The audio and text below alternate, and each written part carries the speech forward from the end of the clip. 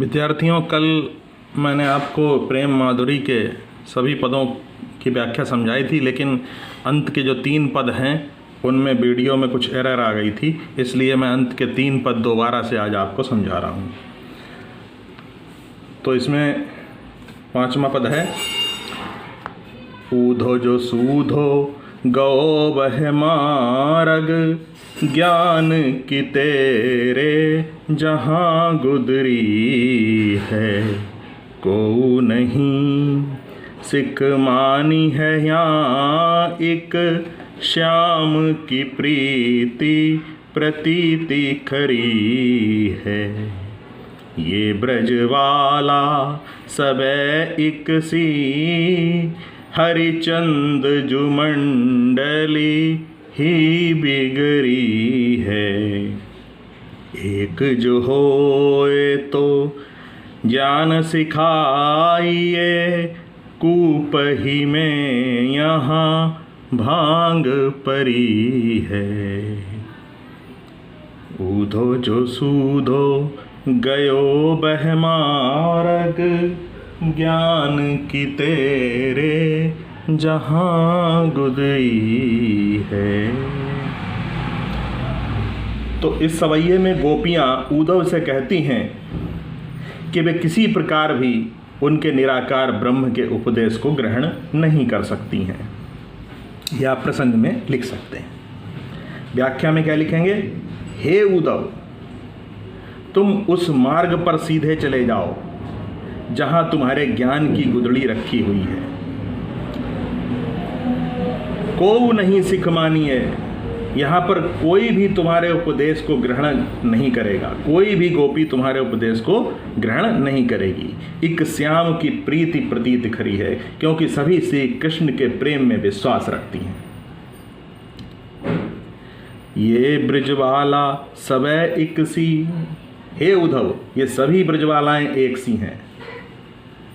हरिचंद जो मंडली ही बिगड़ी है, कोई भिन्न प्रकृति की नहीं है, इनकी तो पूरी मंडली ही बिगड़ी हुई है।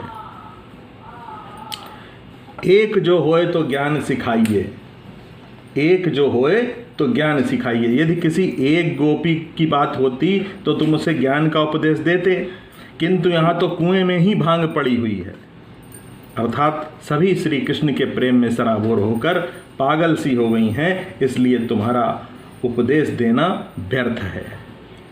भांग का नशा जो है उसमें व्यक्ति अपने होश को खो देता है, तो इसलिए यहाँ पर एक मुहावरा प्रयोग किया गया है, कूप ही में यहाँ भांग पड़ी है, यानी सभी को एक ही नशा है, भगवान श्री कृष्ण की भक्ति और प्रेम का नशा। तो काव्य का सौंदर्य में आप लिखेंगे, यहाँ कवि ने श्री कृष्ण के प्रति गोपियों का अनन्य प्रेम प्रकट किया है। भाषा मुहावरेदार सरस ब्रज भाषा है, शैली मुक्तक है, छंद सवैया है, अलंकार अनुप्रास और रूपक अलंकार हैं, क्योंकि यहाँ पर ज्ञान को गुदड़ी कहा गया है और भांग के नशे को प्रेम का रूप दिया गया है, तो रूपक अलंकार है। कहीं कहीं अनुप्रास के भी यहाँ पर हैं। अनुप्रास अलंकार तो बहुत सरल है, आप जानते ही हैं, जहाँ एक वर्ण की आवृत्ति बार बार होती है। जैसे यहाँ पर अंत्यानुप्रास है, ऊधो जो सूधो, धो और धो आ रहा है, तो यहाँ पर अंत्यानुप्रास है। ज्ञान की तेरे जहाँ गुदरी है, तो यहाँ पर ज्ञा, वैसे तो ये ज्ञान होता है, लेकिन यहाँ पर इसको बोलने में ज्ञा भी प्रयोग किया जाता है, तो गा और गा यहाँ है। प्रीति प्रतीति खरी है, पाका पी की आवृत्ति हुई है, तो अनुप्रास अलंकार भी है। ठीक है। अब 6ठा पद, सखी आयो बसंत ऋतून को कंत, चहूँ दिसी फूली रही सरसों, बरसीतल मंद सुगंध समीर, सतावन हार भयो गरसो, अब सुंदर सांवरो नंद किशोर, कहे हरिचंद भयो गरसो, परसों को बिताए दियो बरसों, तरसों कब पाए पिया परसों। सखी आयो बसंत ऋतून को कंत। प्रस्तुत पद में या इस सवैये में बसंत ऋतु के आगमन पर गोपियों की विरह व्यथा का चित्रण किया गया है। सखी आयो बसंत ऋतून को कंत, एक गोपी कृष्ण विरह से पीड़ित होकर दूसरी सखी से कहती है, अपनी मनोव्यथा व्यक्त करती है, कहती है कि हे सखी, ऋतुओं का स्वामी बसंत आ गया है। कंत अर्थात स्वामी, पति। चहुदिश फूल रही सरसों, चारों दिशाओं में पीली पीली सरसों फूल रही है। बर शीतल मंद सुगंध समीर सतावत, अत्यंत सुंदर शीतल धीरे धीरे बहता हुआ सुगंधित वायु, शीतल धीरे धीरे बहती हुई सुगंधित वायु गले तक सताने लायक हो गई है, अर्थात काफी कष्टदायक हो गई है। गरसों गले तक सताने लायक हो गई है, कष्टदायक हो गई है। अब सुंदर सांवरो नंद किशोर कहे हरिचंद भयो गरसों, और अब तो वो सुंदर श्यामला भगवान कृष्ण गैर सा हो गया है, गैर मुझको गैर जैसा मानने लगा है जो कभी अपना था। तो यहाँ पर गरसों और गरसों, यहाँ पर दोनों बार एक जैसे शब्द आए हैं, भयो गरसों, तो यहाँ यमक अलंकार होगा। यहाँ पर है भयो गरसों यानी गले तक, और यहाँ पर भयो गरसों यानी गैर सा हो गया है। परसों को बिताए दिए बरसों, और वो कह के गया था कि मैं परसों लौट आऊँगा, लेकिन बरसों बिता दिए। तरसों कब पाए पिया परसों, और गोपी कह रही है कि मैं तरस रही हूँ अपने प्रिय कृष्ण के चरणों को स्पर्श करने के लिए, उनके पाए यानी चरणों को, पिया परसों यानी स्पर्श करने के लिए। तो यहाँ पर भी यमक अलंकार है। परसों का अर्थ है यहाँ पर कल के बाद आने वाला दिन, और यहाँ परसों का अर्थ है स्पर्श करना, तो यहाँ यमक अलंकार है। तो काव्यगत सौंदर्य में आप लिखेंगे बसंत ऋतु का सुहावना वातावरण और गोपियों की विरह व्यथा का चित्रण है। भाषा ब्रज है, शैली वर्णनात्मक मुक्तक है, रस वियोग श्रृंगार है, छंद सवैया है, अलंकार यमक है 2 स्थानों पर, और अनुप्रास अलंकार भी है, और गुण माधुर्य है। अब अंतिम पद, इन दुखियान को ना चैन सपने हूँ मिल्यो, तासो सदा व्याकुल बिकुल अकुल आएंगी। प्यारे हरिचंद जू की बीती जानी अवधि प्राण, चाहत चले पे ये तो चले पे ये यो संग ना समाएंगी। देखो एक बार न नैन भरी तो ही आते, जौन जौन लोक जई हैं तहाँ पछताएंगी। बिना प्राण प्यारे भय दरस तुम्हारे हाय, मरे हु पे आंखें ये खुली रही जाएंगी।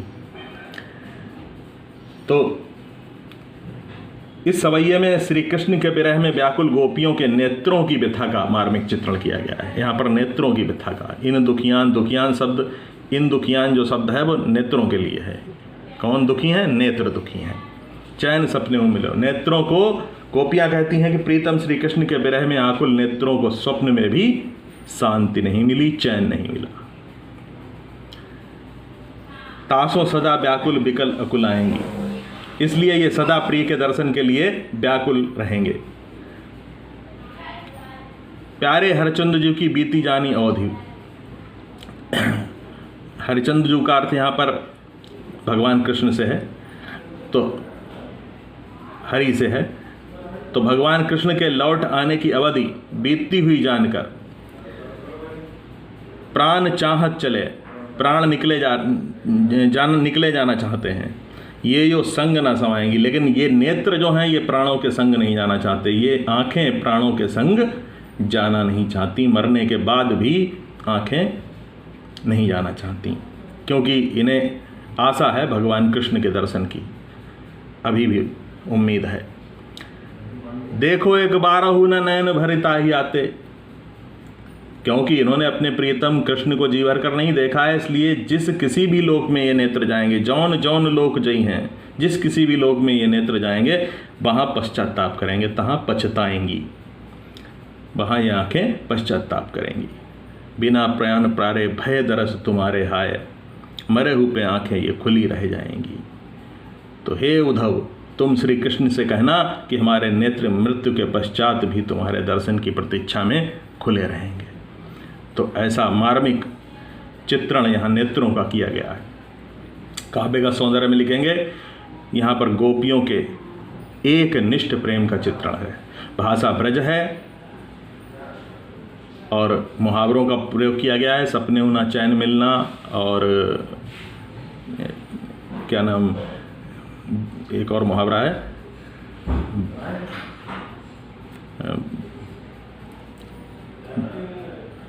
तरसों सदा व्याकुल रह जाएंगी, बारहु न नैन भरी। देखो, एक बारहु न नैन भर के देखना, ये भी मुहावरा है यहाँ पर। तो मुहावरों का प्रयोग किया गया है। शैली मुक्तक है, रस वियोग श्रृंगार है, छंद सवैया है, अलंकार यहाँ पर पुनरुक्ति प्रकाश अलंकार है और अनुप्रास अलंकार है। पुनरुक्ति प्रकाश अलंकार जब एक शब्द दो बार रिपीट होता है, जैसे जौन जौन, तो यहाँ पर पुनरुक्ति प्रकाश अलंकार है। और भाव साम्य के लिए आधुनिक गीत भी हैं और अखियाँ हर दर्शन की भूखी, ये सूरदास का पद भी है, अखियाँ हर दर्शन की भूखी। तो इस प्रकार से ये आपने आज बचे हुए 3 पदों का जो अर्थ है, व्याख्या है, बट समझी। और आज के लिए इतना ही। इनको ध्यान से सुनेंगे और इनमें से जो आप सभी पदों को अच्छी तरह से उनकी व्याख्या को समझेंगे और लिखने के कार्य के लिए मैं आपको बता दूंगा कि आपको क्या लिखना है।